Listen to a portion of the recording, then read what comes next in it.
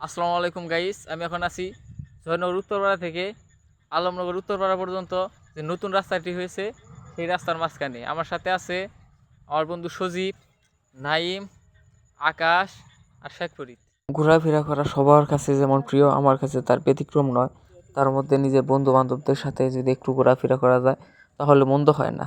তার মধ্যে নতুন রাস্তা, দু সাইডে প্রাকৃতিক মনোরম দৃশ্য, সজীব মাঝে মাঝে গান গাচ্ছিল, খুব ভালো লাগতেছিল নতুন রাস্তায়। রাস্তার দুপাশে ধানগুলো বাতাসে দুলতেছিল, যা এক কথায় অসাধারণ ছিল।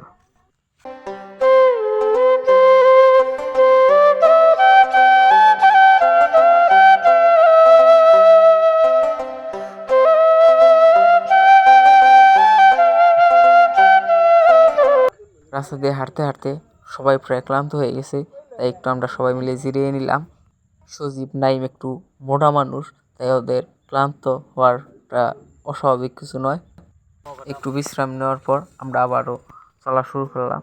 অবশেষে সন্ধ্যা হয়ে যাওয়ার কারণে আমরা বাড়ির দিকে রওনা হলাম।